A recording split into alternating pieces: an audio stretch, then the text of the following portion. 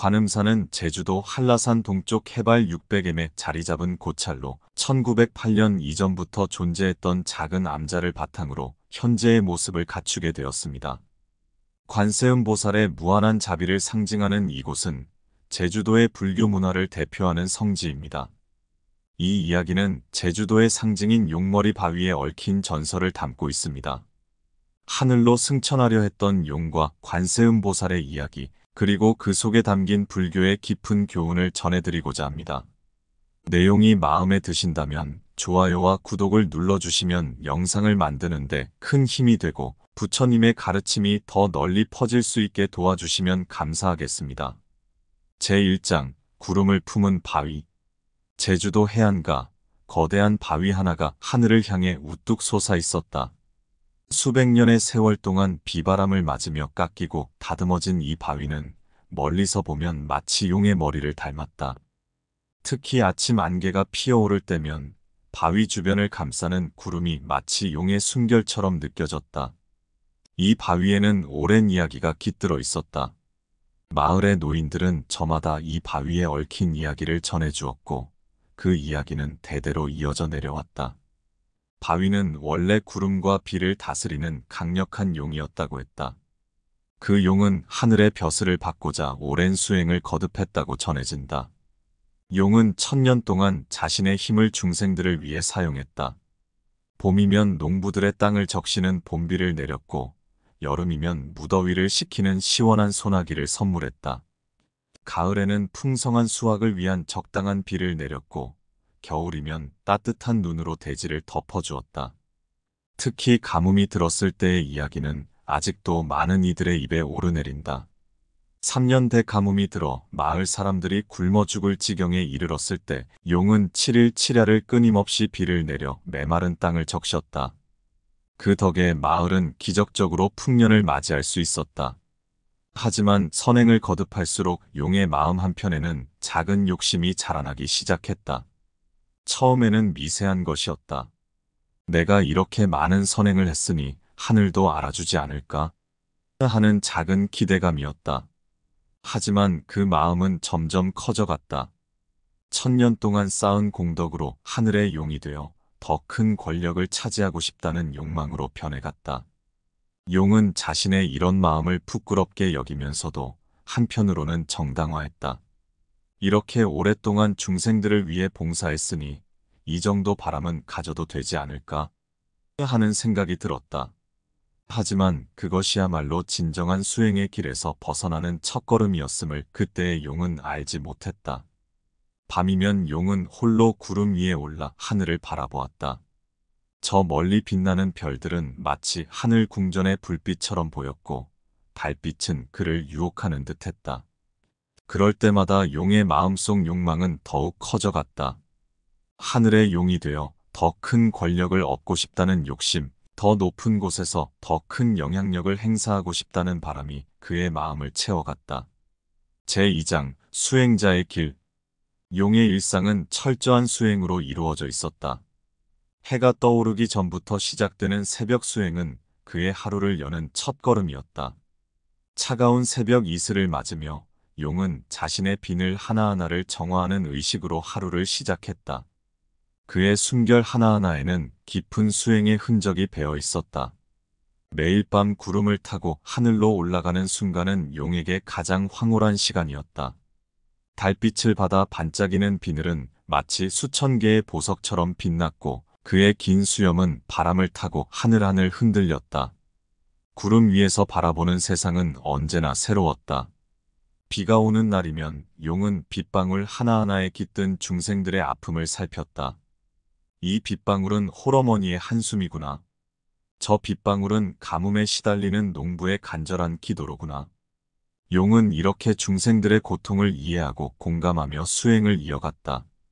맑은 날이면 햇빛 속에 숨은 깨달음의 길을 찾았다. 햇살 한 줄기 속에도 우주의 진리가 담겨 있다고 믿었기 때문이다. 그러던 어느 날 한 늙은 스님이 용이 머무는 바위 앞에 나타났다. 삭발한 머리에 낡은 가사를 걸친 스님의 모습은 소박했지만 그의 눈빛만은 깊은 산중의 호수처럼 맑고 깊었다. 스님은 아무 말 없이 바위 앞에 앉아 참선을 시작했다. 처음에 용은 이 낯선 방문객을 귀찮게 여겼다. 내 수행을 방해하러 온 것인가? 하는 의심마저 들었다. 하지만 스님은 그저 조용히 앉아 경전을 읽을 뿐이었다. 새벽이면 어김없이 나타나 목탁을 두드리며 독경을 시작했고 해가 저물 때까지 한자리를 지켰다. 날이 갈수록 용은 스님의 독경 소리에 귀를 기울이게 되었다. 처음에는 단순한 호기심이었다. 하지만 점차 그 소리에 담긴 깊은 뜻을 이해하기 시작했다. 특히 스님이 매일 아침 읽는 반야심경의 구절들은 용의 마음을 흔들었다. 색즉시공 공즉시색. 모든 것은 공하나니 집착하면 고통이요 놓아버리면 해탈이니라. 이 구절들은 용의 마음속 깊이 파고들었다. 자신이 그토록 집착하던 것들이 실상은 허상이 아닐까 하는 의문이 들기 시작했다. 하늘의 용이 되고자 하는 욕망, 더 큰 권력을 얻고자 하는 바람. 이 모든 것이 과연 진정한 행복으로 이어질 수 있을까? 스님의 존재는 용에게 큰 영향을 미쳤다. 비록 말을 나누지는 않았지만 스님의 평온한 모습은 용에게 또 다른 깨달음의 길을 보여주었다. 아무것도 가진 것이 없는 듯 보이는 스님의 얼굴에는 언제나 맑은 미소가 떠 있었다. 그 모습은 1000년 동안 수행했다는 용보다 더 깊은 평화를 품고 있는 듯했다. 제3장 관세음보살의 가르침. 폭풍우가 몰아치던 그날 밤 천둥과 번개가 한라산을 뒤흔들었다. 용은 이날을 1000년 동안 기다려왔다. 하늘의 조화가 극에 달하는 이때야말로 승천의 기회라고 믿었기 때문이다. 검은 구름이 소용돌이치는 하늘을 향해 용은 1000년 수행의 모든 힘을 모아 비상을 시작했다. 구름을 뚫고 올라가는 순간 용의 가슴은 기쁨으로 가득 찼다. 드디어 자신의 소원이 이루어지는 순간이라고 생각했다. 비늘은 폭풍 속에서도 찬란하게 빛났고 그의 긴 수염은 번개처럼 빛나며 하늘을 가르고 있었다. 그때였다. 갑자기 찬란한 빛이 하늘을 가르며 나타났다. 그 빛은 폭풍우조차 잠재울 만큼 강렬했다. 빛 속에서 하얀 옷을 입은 관세음보살이 모습을 드러냈다. 보살의 모습은 형언할 수 없을 만큼 아름답고 장엄했다.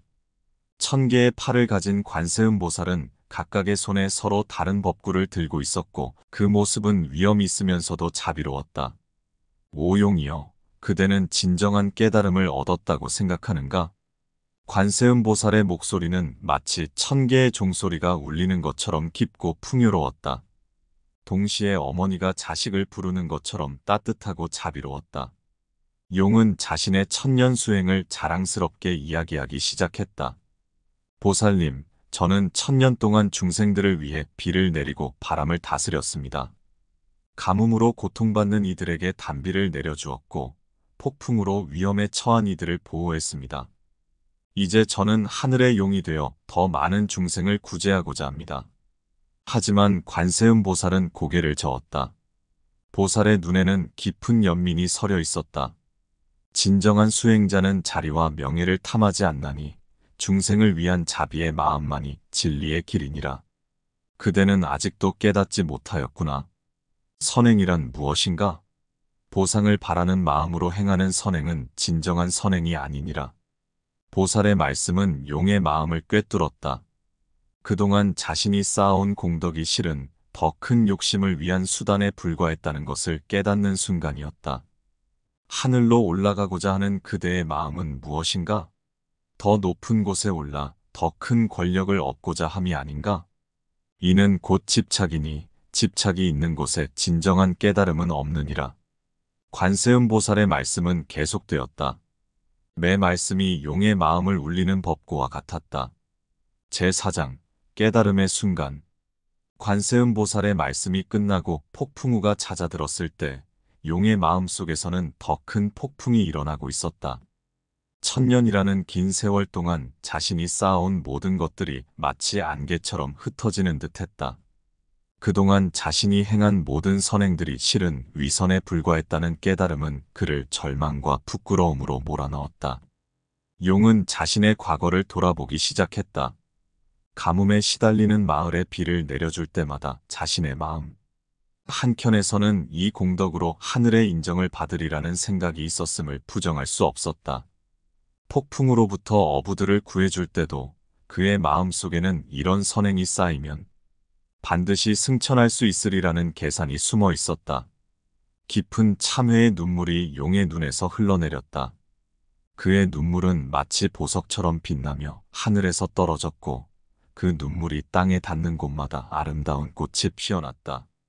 이것이야말로 그가 1000년 동안 행한 일 중 가장 순수한 것이었을지 모른다. 보살님, 용은 떨리는 목소리로 말했다. 이제야 깨달았습니다. 제가 얼마나 어리석었는지를, 진정한 자비란 무엇인지를. 이제 저는 더 이상 하늘로 올라가고 싶지 않습니다. 오히려 이 땅에 머물며 진정한 자비를 실천하고 싶습니다. 용은 스스로 바위가 되기를 청했다. 영원히 이 땅에 머물며 중생들을 보살피겠다는 것이었다. 더 이상 화려한 비늘도 구름을 타고 나는 힘도 필요 없었다. 단지 이 자리에서 묵묵히 중생들을 지켜보며 그들의 아픔을 함께 나누고 싶을 뿐이었다. 제가 바위가 된다면 비가 필요한 곳에는 구름을 모아 비를 내려주고 폭풍이 올 때면 바람을 막아주는 방패가 되겠습니다. 하지만 이번에는 어떤 보상도 바라지 않겠습니다. 그저 중생들과 함께 하는 것만으로도 충분합니다. 용의 이 맹세는 진심이었다. 처음으로 그의 마음속에는 어떤 욕심도 어떤 바람도 없었다. 오직 순수한 자비의 마음만이 가득했다. 그리고 이것이야말로 1000년 동안 그가 찾아 헤매던 진정한 깨달음이었다. 이때 관세음 보살의 얼굴에는 따뜻한 미소가 번졌다. 보살은 용의 깨달음이 진실됨을 알았다. 용의 몸에서는 찬란한 빛이 퍼져나가기 시작했다. 그것은 승천하는 용들이 내뿜는 화려한 빛과는 달랐다. 겸손과 자비가 만들어내는 은은하고 따뜻한 빛이었다. 제5장 영원한 수호신. 관세음 보살은 용의 진심 어린 참회를 받아들였다. 보살의 자비로운 미소와 함께 신비로운 빛이 용을 감쌌다. 그 순간 용의 몸은 서서히 바위로 변하기 시작했다. 비늘은 거친 바위의 표면이 되었고 위험 있던 발톱은 바위의 능선이 되었다. 긴 수염은 바위를 감싸는 구름이 되었다. 하지만 이것은 단순한 바위가 아니었다. 관세음 보살은 이 바위에 특별한 힘을 불어넣었다. 그대의 진심이 통했노라. 이제 그대는 이 땅의 수호신이 되어 영원히 중생들과 함께하리라. 그대의 자비로운 마음은 이 바위를 통해 계속될 것이며 이곳을 찾는 이들에게 깨달음의 길을 보여줄 것이니라. 바위가 된 용은 처음으로 진정한 평화를 느꼈다. 더 이상 하늘로 올라가고 싶은 마음도 더 큰 권력을 얻고 싶은 욕망도 없었다. 대신 그의 마음은 맑은 호수처럼 고요했고 그 고요함 속에서 더 깊은 지혜를 발견할 수 있었다. 이제 용머리 바위는 관음사의 수호신이 되어 순례자들을 보살폈다. 바위 주변에는 늘 신비로운 기운이 감돌았다. 때로는 새벽 안개 속에서 용의 모습이 어렴풋이 보인다는 이야기도 있었다. 하지만 그것은 더 이상 승천을 꿈꾸는 용이 아닌 자비로운 미소를 띤 수호신의 모습이었다. 비가 필요한 곳에는 어김없이 비구름이 모여들었다. 폭풍우가 몰아칠 때면 바위는 마치 거대한 방패가 되어 저를 보호했다. 특히 가뭄이 들었을 때는 신기한 일이 자주 일어났다.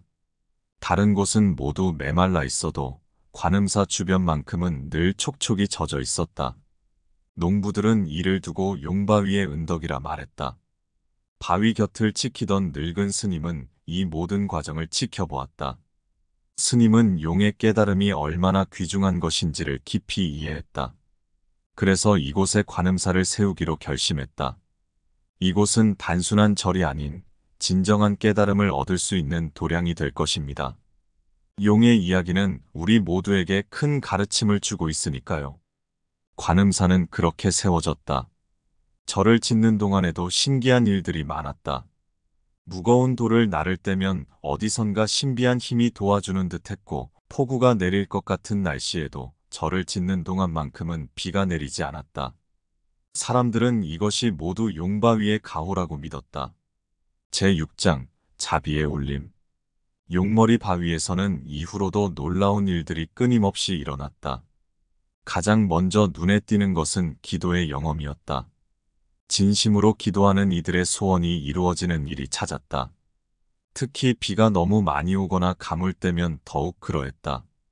어느 해 극심한 가뭄이 들었을 때의 일이다. 마을의 농부들이 바위 앞에 모여 간절히 기도를 올렸다. 그들의 기도가 끝나자마자 바위 주변으로 구름이 모여들기 시작했다. 처음에는 작은 구름 조각이었지만 점차 그 크기가 커져갔다. 이윽고 하늘을 뒤덮은 구름은 단비를 내려주었다. 더욱 신기한 것은 그 비가 농작물이 필요로 하는 만큼만 내렸다는 점이었다.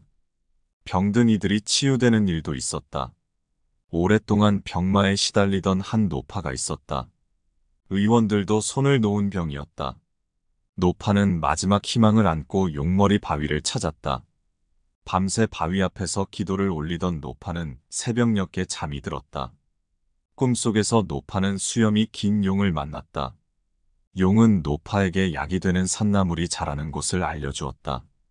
잠에서 깬 노파는 꿈속에서 본 그대로 산나물을 찾아 먹었고 오래된 병이 깨끗이 나았다. 어려움에 처한 이들이 해결책을 찾는 일도 많았다. 한 젊은이는 억울한 누명을 쓰고 관아에 갇혀 있었다. 그의 어머니는 매일 용머리 바위를 찾아와 아들의 결백을 증명해달라고 기도했다. 어느 날 폭풍우가 몰아치면서 오래된 나무가 쓰러졌다. 그 나무 밑에서 진짜 범인의 증거가 발견되었고 젊은이는 마침내 누명을 벗을 수 있었다. 특히 폭풍우가 올 때면 바위의 신비로운 힘이 더욱 강하게 나타났다. 큰 폭풍이 마을을 향해 다가올 때면 바위 주변에서 신비한 바람이 일어나 폭풍의 방향을 바꾸어 놓았다. 이는 마치 용이 생전에 하던 것처럼 자연의 힘을 다스려 중생들을 보호하는 것 같았다. 어떤 이들은 새벽녘에 바위 주변에서 경을 읊는 소리를 들었다고도 했다. 그것은 마치 1000년 전 그 스님의 독경 소리처럼 깊고 평화로웠다. 바위는 단순한 기도의 대상이 아닌 깨달음을 전하는 스승이 되어 있었다. 늦은 밤 달빛이 바위를 비출 때면 더욱 신비로운 광경이 펼쳐졌다. 달빛은 마치 관세음보살의 자비로운 빛처럼 바위를 감쌌고 그 빛은 마치 살아있는 것처럼 움직였다. 이때 바위 주변에 있으면 마음이 맑아지고 깨달음에 한 걸음 더 가까워지는 듯한 느낌을 받았다. 제7장 깨달음의 유산. 용머리 바위의 이야기는 단순한 전설을 넘어 불교의 심오한 가르침을 전하는 살아있는 경전이 되었다. 바위에는 욕심과 집착을 버리고 진정한 자비를 실천할 때 비로소 깨달음에 이를 수 있다는 부처님의 가르침이 고스란히 담겨 있었다. 저를 찾는 순례자들은 이제 용머리 바위 앞에서 특별한 의식을 갖는다. 새벽녘 첫 새가 울기 전부터 순례자들은 바위 앞에 모여 앉는다. 처음에는 고요한 침묵만이 있다. 그러다 어느 순간 멀리서 목탁 소리가 들려오기 시작한다. 1000년 전 그 스님의 독경 소리를 닮은 깊은 울림이다. 안개가 바위를 감쌀 때면 그 모습이 마치 용이 구름 속에서 수행하는 것처럼 보인다. 때로는 바위의 윤곽이 실제 용의 모습으로 변하는 듯한 착각마저 든다. 하지만 그것은 더 이상 하늘로 승천하려는 용이 아니다. 대지에 깊이 뿌리내려 중생들과 함께하는 존재, 진정한 보살행을 실천하는 수호신의 모습이다. 바위 주변에는 항상 신비로운 기운이 감돈다. 새벽 이슬은 마치 용의 눈물처럼 반짝이고 저녁 노을은 용의 비늘처럼 찬란하다. 폭풍우가 몰아쳐도 이곳만큼은 늘 고요하다. 마치 용이 자신의 진정한 깨달음의 순간처럼 이곳을 찾는 이들에게도 내면의 평화를 선물하는 듯하다. 순례자들은 이곳에서 각자의 깨달음을 얻어간다. 어떤 이는 자신의 욕심을 내려놓는 법을 배우고 또 어떤 이는 진정한 자비가 무엇인지를 깨닫는다.